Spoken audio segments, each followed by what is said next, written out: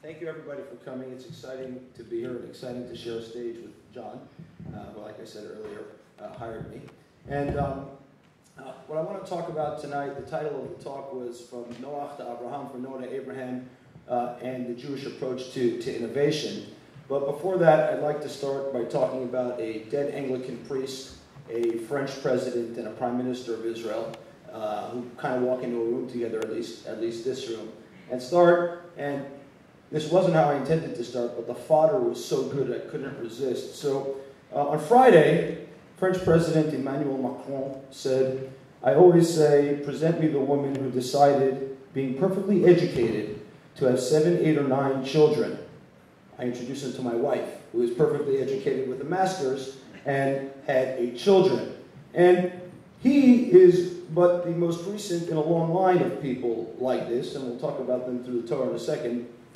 The dead Anglican priest is none other than Thomas Malthus, who in 1798 said that the increase of population is necessarily limited by the means of subsistence. This would be obvious to most people on some level. That population does invariably increase when the means of subsistence increases, that is, there's more food, there's more people, and that the superior population is repressed by moral restraint, vice, and misery. Malthus was not a very optimistic guy, and insisted that the planet would not be able to service all of the humanity that would be born from prosperity.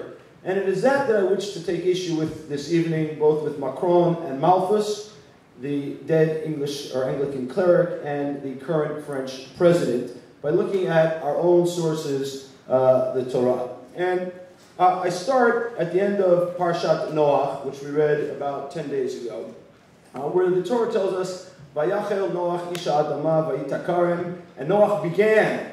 This is after the flood, and he planted a vineyard.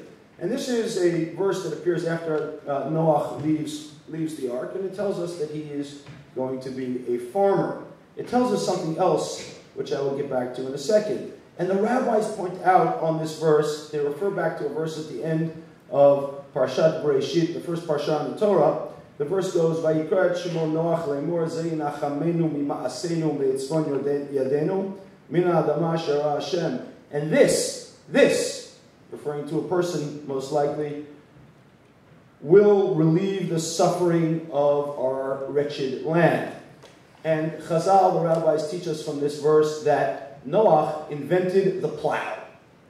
Noach is the first inventor that we read about the agrarian economy. We had some musicians before that, just like tonight. But Noach invents the plow.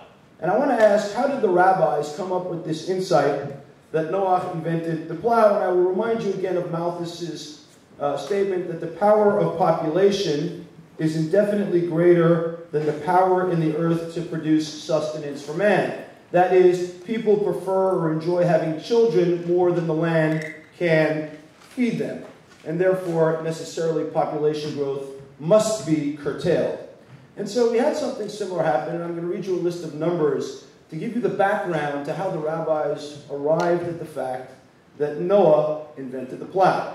Here's the list of numbers. Pay attention carefully. 130, 105, 90, 70, 65. That is a decreasing set of 5 numbers. 130, 105, 90, 70, 65. And then we have 162. Then another 65, which I'll touch on for a second. 162, I'm skipping, 187, 182, 500. We have a descending series of 5 numbers beginning at 130, going down to 65. Boom, up to 162, and then to 500. The blip on the list is a man named Chanoch, who was the 6th generation born to Adam, the first person, who had children at a younger age. The list I've read you is the list in which the Torah tells us that each of the progenitors of humanity gave birth to children. Pay attention. 5 years of descending numbers, and then 5 years of numbers going way up until Noah, who has his first children at the age of 500. And I want to ask, what happened? Interestingly, the tie terms with someone whose name is Yered. Yered means roughly we go down, or things are down, or things are depressed. I'm going to claim, and attempt to assert in a second, that what happened in Yered's time was that population growth exceeded the world's ability to feed these people. And therefore, the growth in population decreased. People began having children at a later age. We can start to prove this. The Torah uses very exact language. It tells us, for example, Vayechi Yered 2 shana u'ma'at shana v'yoled Chanoch. And Yered lived 160 years. He had a child, and his name was Chanoch. The next one, Vayechi Metushelach, the famous Mesushelah, who lived a very, very, very long life. And he lived 80 shana u'ma'at shana v'yoled Lamech. He lived 187 years, and he had Lemech as a child. A man lives X number of years and has a child named so-and-so. Later on, we arrive after Lemech. And about Lemech, it tells us, Vayechi Lemech 2 shana u'ma'at shana. And Lemech, his child, lived 182 years. Again, the numbers are going back up. Vayoled Ben, and he had a child who is anonymous.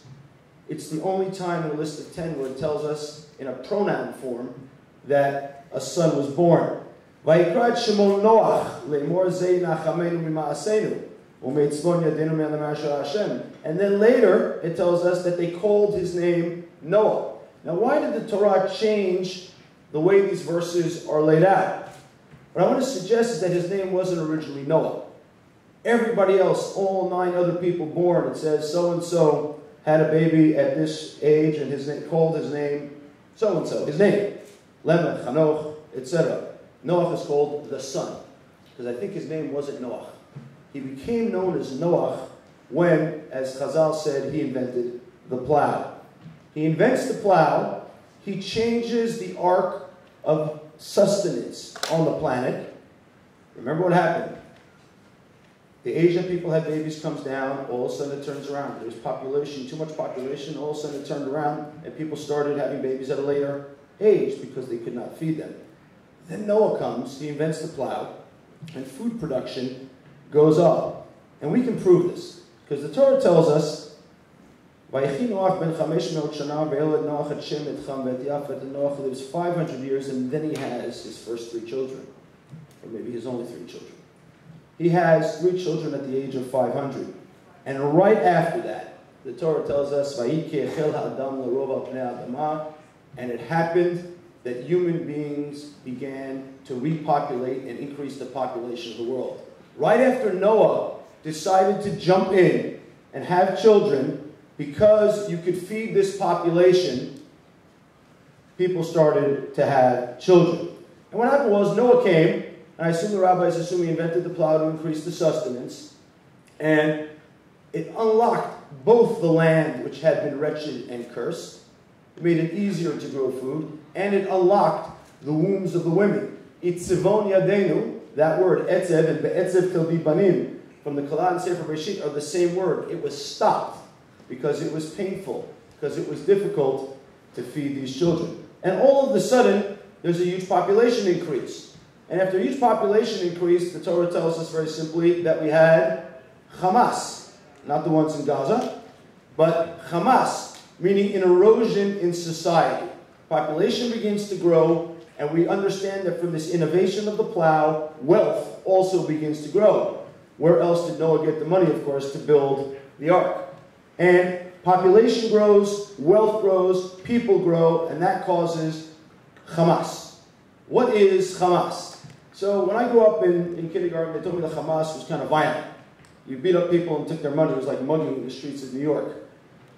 I don't think that's what the word means. I think what Hamas means is a slow but sure erosion in trust. We have a verse in Megillat Eicha, Vayachmos Kagan Sukkot Shichet Moado, that this covering, this sukkah, slowly erodes as it dries up and peels back and no longer provides shade. The Jerusalem Talmud tells us that what people did was they take a cup of turmusin. Turmusin are these little lentils, lentil-like things, and they took just a couple of extra turmusin from their friends and lied about the weights and measures of 2 turmusin. This creates a slow erosion in trust. Again, population grows, wealth grows, and society begins to break down. The greed in society, the lack of trust, begins to undermine the fundamentals of society. We have a wealthy society with no values. Think about it again. Noah invents the plow. Society begins to reproduce, grow, creates a lot of wealth, and we have a breakdown in the morals of society. And we begin to understand then what happens to Noah after the flood. Noah, having experienced the fruits of his innovation, the fruits of his labor, has led to great wealth, great growth in population, and utterly the destruction of society because it was destroyed from Bifnim. It becomes destroyed from within. God didn't destroy it, it was destroyed. And therefore he comes to a different conclusion when he leaves the ark. Noah leaves the ark. He plants a vineyard. And Noah begins, he's a man of the land, and he plants a vineyard. And what does he do when he plants the vineyard? He creates wine. What innovation is this? It's the first mention of wine in the Torah. Chemistry. Noah understands fermentation. He understands how you take a regular grape and you turn it into wine. So we have Noah inventing mechanics of plowing, and now wine. And then what does he do? He drinks from the wine, he becomes drunk and naked in his tent.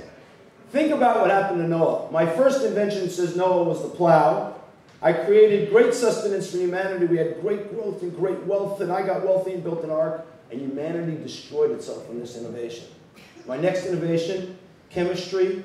My next innovation, winemaking. I'm not sharing with humanity. I'm taking it into my tent and drinking myself into a slumber and a stupor. Why did he do this? It's because he was afraid of the power of his invention. He was afraid that just like his last invention and innovation, it would be abused. It would be abused. He had melancholy more than anything else. He was distraught by what his innovation had wrought with society. This, I'm going to argue, was the wrong lesson. Noah took the wrong lesson away. The answer wasn't that innovation should cause destruction. The answer was that innovation without ethics, without morals, without societal values will cause wealth gaps and a loss of trust. But Noah retreated into himself. And we can tell this from another thing the rabbis tell us, but I think it's very obvious from the verses, which the rabbis ask, beginning of Parshat Noach, Ele Toldot Noach, Noach ish tzadik, tamim haya bedorotav, et ha'elohim yitalech Noach. These are the progeny of Noah. Noah was a righteous man in his generation. And the rabbis ask, was he a righteous man in his generation? Or was he a righteous man for all times? Meaning, had he lived in the generation of Abraham, would he also be considered a righteous man? Or no, he was only righteous because everybody else was so lousy and had moral turpitude. And I think the answer stands very clearly. When Avraham Avinu, the father of the Jewish people, comes along, the Torah tells us something very, very simple. It never calls Abraham a tzaddik. He's never called a righteous man. Because the righteous man retreats into himself. He innovates for himself. He's okay by himself. The father of a nation who wants to build a country and an ethos must go out and spread a message of righteousness. And that is very different from being a righteous person.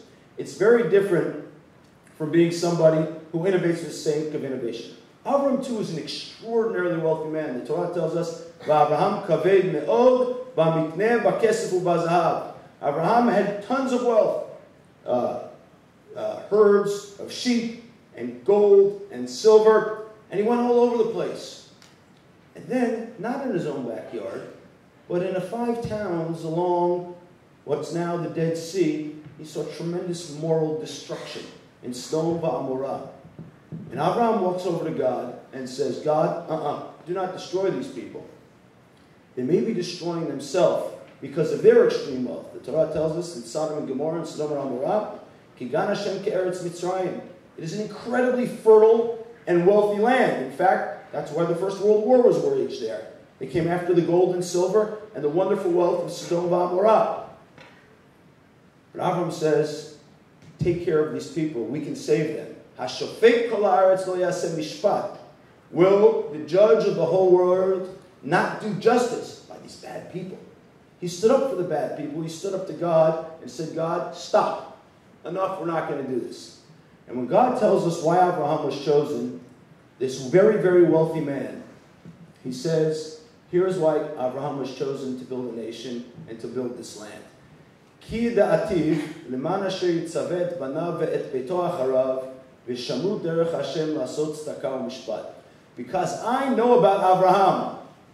I know about him, that he will tell his children and the people that will fill this land that they will do justice and righteousness. That's the way of God. And they will do it for other people. And they will stand up to the injustices of society to do that. Abraham took his wealth and said, I'm going to spread a message of moral values, and therefore he's the father of this nation, and therefore he's the father of the ethos of this country needs to be. Noah took his innovation, created incredible wealth, but forgot to teach the moral lessons along with it. And I started with the Anglican priest, the dead Anglican priest, the French president. They got it wrong. You can have children. You can have wealth. You should have more children. You must teach ethical and moral values. And the third person in that is our Prime Minister, Netanyahu. Well, excuse me, but this week talked about the wonderful decade of wealth creation in this country. It is not enough to talk about wealth creation. That is necessary but insufficient. It is the job of leadership of this country in the footsteps of Abraham Avinu to ask, what is the justice, what are the values, what are the ethics that we will teach ourselves and everybody else along with that wealth. Thank you.